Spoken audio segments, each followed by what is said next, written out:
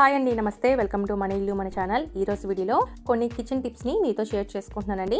ఈ టిప్స్ వల్ల మనకి చాలా టైం అనేది సేవ్ అవుతుంది, అలాగే పని కూడా చాలా తొందరగా అయిపోతుందండి. సో ఆ టిప్స్ ఏమిటో ఇప్పుడు చూసేద్దాము. ఫస్ట్ టిప్ వచ్చేసి, గ్యాస్ మీద పాలు పెట్టి అటు ఇటు వెళ్ళిపోతూ ఉంటాం కదా, అటువంటప్పుడు పాలు పొంగకుండా ఉండాలంటే ఈ విధంగా పాలు గిన్నెపై చెక్క గరిటెను పెట్టుకోండి. అప్పుడు పాలు గిన్నె నుంచి కిందకి పొంగిపోకుండా ఉంటాయండి. ఈ టిప్ మీ అందరికీ చాలా ఉపయోగపడుతుంది అనుకుంటున్నాను.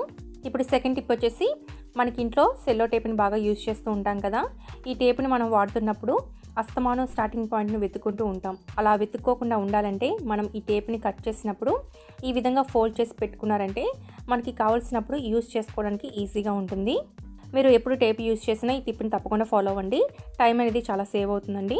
నెక్స్ట్ థర్డ్ టిప్ వచ్చేసి, బత్తాకాయని ఈజీగా ఎలా వలుచుకోవాలో ఇప్పుడు చూసేద్దామండి. బత్తాకాయ తొక్కని వలవడానికి సాధారణంగా కొంచెం ఇబ్బంది పడుతూ ఉంటాం కదా, గట్టిగా ఉంటుందనేసి. అలాంటప్పుడు ఈ విధంగా రెండు వైపులా ముచ్చుకల దగ్గర చిన్నగా కట్ చేసుకుని తర్వాత ఇలా చాక్తో ఘాట్లు పెట్టుకోవాలి. ఇలా గ్యాప్ ఇచ్చి ఘాట్లు పెట్టుకున్నారంటే తొక్క చాలా ఈజీగా వచ్చేస్తుందండి. ఈ విధంగా కాయ అంతా కూడా పెట్టుకున్న తర్వాత ఇలా వీడియోలో చూపిస్తున్నట్లుగా వలిచేసుకుంటే ఈజీగా తొక్క అంతా కూడా తీసేసుకోవచ్చు.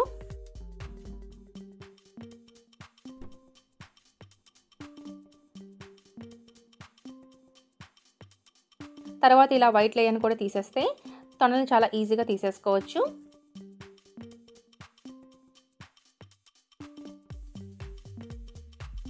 ఇప్పుడు ఫోర్త్ టిప్ వచ్చేసి, మనం బత్తాకాయ జ్యూస్ని ఈజీగా చేసుకోవాలంటే ఈ టిప్ని తప్పకుండా ఫాలో అవ్వండి.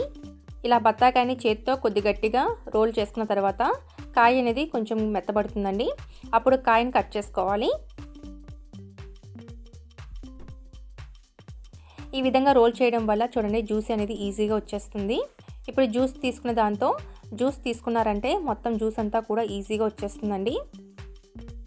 చూడండి జ్యూస్ అంతా కూడా ఎంత ఈజీగా వచ్చేసిందో. ఇప్పుడు ఒక కాయకి జ్యూస్ ఎంత వచ్చిందో చూపిస్తానండి. చూడండి ఇలా చేసుకోవడం వల్ల కొంచెం కూడా వేస్ట్ అవ్వకుండా మొత్తం జ్యూస్ అంతా కూడా వచ్చేసింది. అదే మీరు మామూలుగా జ్యూస్ చేశారంటే ఇంత జ్యూస్ రాదండి. నెక్స్ట్ ఫిఫ్త్ టిప్ వచ్చేసి, మనం పేస్ట్ అయిపోయిన తర్వాత దాన్ని పూర్తిగా యూజ్ చేయకుండా పాడేస్తూ ఉంటాం కదా, కానీ దానిలో కొద్దిగా పేస్ట్ అనేది మిగిలి ఉంటుందండి.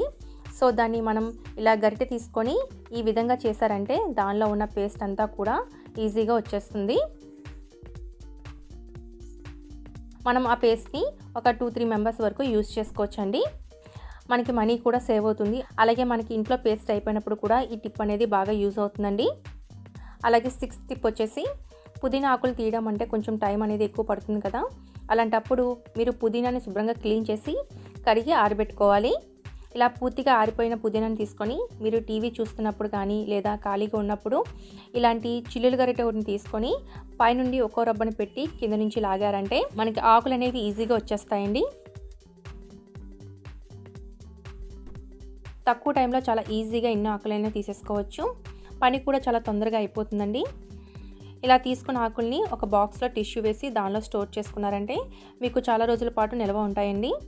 మీకు ఎప్పుడు కావాలంటే అప్పుడు తీసుకొని యూజ్ చేసుకోవచ్చు. సో ఫ్రెండ్స్, చూసారు కదా, ప్రతి ఒక్క టిప్ కూడా మనకి రోజువారీ పని తొందరగా అయిపోవడానికి చాలా బాగా యూజ్ అవుతాయండి.